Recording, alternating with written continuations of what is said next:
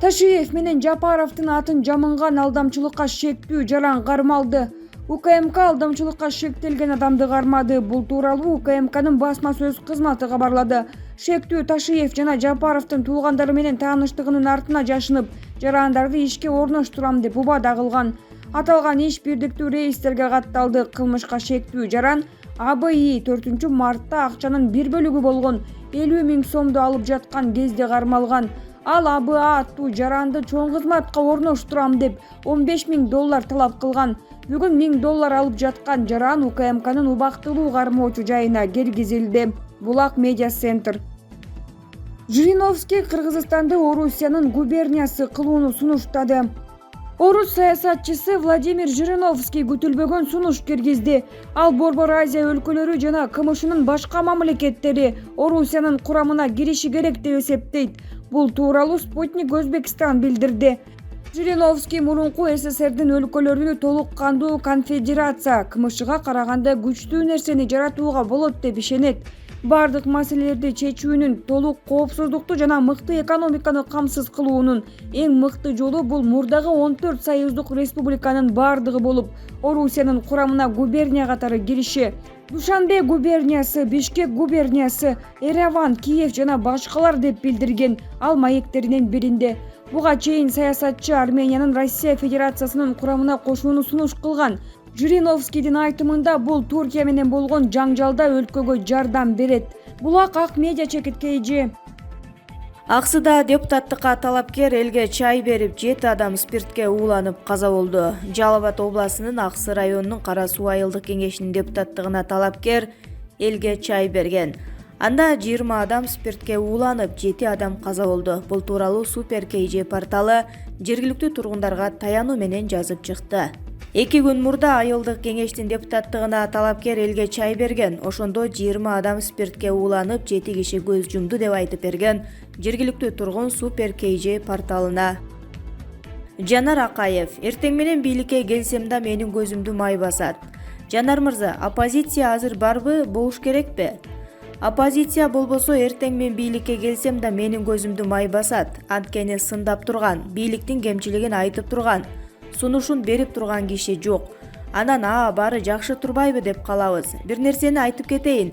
Азыркы бийлик эч бир коркунуч жаратпаган укук коргоочуларды, айрым жаш активисттердин артынан аңдытып, күч органдарын салып жаткандарына таптакыр түшүнбөй турам.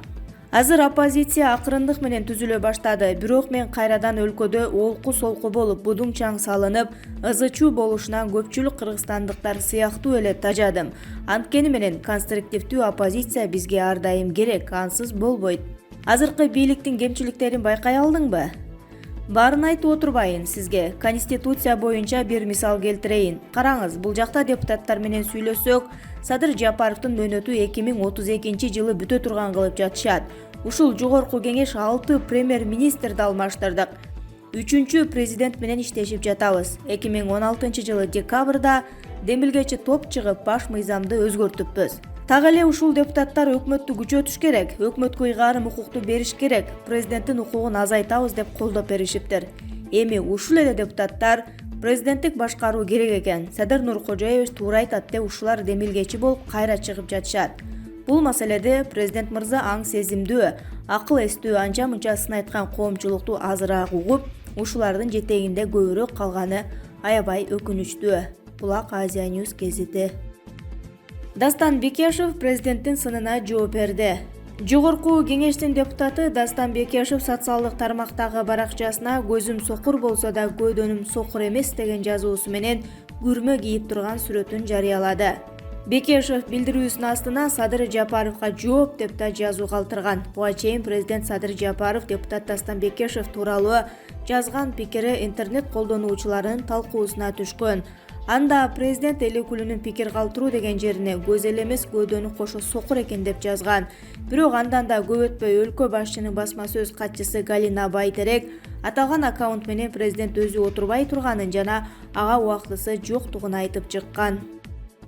Сапар Исаков: абакка кайтып барганда сөзсүз мени өлтүрүшмөк. Экс-премьер-министр Сапар Исаков эмне себептен улам абакка кайтып барбай сыртка чыгып кеткени тууралуу баракчасына жазып чыкты. Анда анын өмүрүнө абактан да коркунуч түзүлүп жатканын ачыктады. Ал эми мындай абалга салып жаткан кимдер экенин ачыктарына убакыт жакындап калганын жазган. Урматтуу мекендештер, Кыргыз Республикасынын жогорку соту ЖЭБтин иши боюнча өкүмдү кайра карап чыгуудан баш тартты жана эски өкүмдү күчүндө калтырды. Баягы эле саясий куугунтук, акыйкатсыздык уланууда. Мен бул окуяда кадыресе, акыл эстүүлүк жана адамгерчилик баары бир жеңет деген үмүтүм болгонун жашырбайм. Анын үстүнө буга чейин Ат майданы жана Тарых музейи боюнча кабыл алынган соттун чечимдери жокко чыгарылганы маалым. Бул чечимдерди да ЖЭБ боюнча чыгарылган принципте эле эч бир далили жок, жасалма экспертизалары менен кысым астында жана коркутуп үркүтүү менен алынган күбөлөрдүн көрсөтмөлөрүнүн негизинде чыгарышкан эле. Тилекке каршы менин үмүтүм ишке ашкан жок. Бул бир гана нерсени айтып турат. Жээнбековдун режими менден корксо, бул бийлик да менден коркуп жатат. Ошондуктан мага карата жасалып жаткан иштердин бир гана себеби бул коркуу. Өткөн жылдын октябрь айында менин көзүмдү тазалоо боюнча буйрутма берилген. Менин машинеме тапанчадан ок атышты. Бул буйрутма дагы деле күчүндө экенин мен билем. Мага өмүрүмө коркунуч жараткан, түрмөгө кайтып барууга болбойт эле. Анткени ошондо мага жардам берген, азырда жардам берип жаткан кыргызстандыктарды кооптуу тобокелге салып бергим келбейт. Буюрса жакынкы убактарда мезгил келет, ошондо мен чындыкты элге ачык айтам. Мен мындан ары кыргызстандыктарга өзүмдүн позициямды түшүндүрүп пикирлештерди тапканга аракет кылам. Биз күчкө салбаган иш-аракеттерсиз эле бара-бара өлкөдөгү кырдаалды жакшы жагына өзгөртө алабыз. Туура, бүгүн Кыргызстанда чындыкты айткан блогерлерди, журналисттерди, коомдук ишмерлерди куугунтуктоо жүрүп жатат. Бирок чындык сөздү эч ким жок кыла албайт. Бирөөсүн камаса ордуна башкасы келет. Биздин эл эркиндиктин абасынан дем алып көнгөн жана муну эч ким андан тартып ала албайт. Акыркы 3 жылда мен жашоодогу көп нерселерди кайрадан ойлонуп, аң сезимимден сыдырып чыктым. Абактагы жашоонун атам замандан бери келаткан ишенбе, коркпо, сураба деген айныксыз эрежеси бар. Менин да эч кимден бир нерсе сурайын деген оюм жок, деп жазат Сапар Исаков. Негизи эле ары бери талашпай Ордо калааны Манас деп койгонубуз туура. Мындай пикирин саясатчы Эмилбек Каптагаев 4 мартта өзүнүн Facebook баракчасына жазып чыкты. Жалган жерден тарых жаратуу жакшылыкка алып барбайт. Бишкек ысымдуу инсан жашап өткөн болсо дагы, ал кишинин атынан жер аталып калганбы же болбосо ушул Бишкек деген жерде туулуп калганы үчүн ата-энеси ага Бишкек деп ат койгонбу белгисиз. Негизи чүйдөгү жер суунун аттары Кара Балта, Сокулук, Бишкек, Токмок деп бир логика менен аталганы бекер жерден эмес. Кыргыз эли жөн эле атай бербейт да. Анын үстүнө жазуучу Нурия Шагапова өз мойнуна алып жатат. 1991-жылы академик Полисхектин өтүнүчү менен Бишкек жомогун ойдон чыгарып жаза салдым эле деп. Эми минти Ордо калааны негиздөөчү катары ташка чеккен таптакырына туура иш. Документалдуу, тарыхый далил жок болгондон кийин бул ишти токтотуу керек, өтө тереңдетпей. Негизи эле ары бери талашпай Ордо калааны Манас деп койгонубуз туура. Ушул маселени 11 апрелде боло турган референдумга Конституция менен кошо чыгарса да туура болот. Ордо калааны Манас деп атоого элдин пикирин сурап, болбосо Шагапова деген жазуучу жазган жомоктун каарманы ошонун атынан Ордо калабыз Бишкек деп аталат дегендин өзү уят деп белгилеген ал. Булак Назар Ньюс.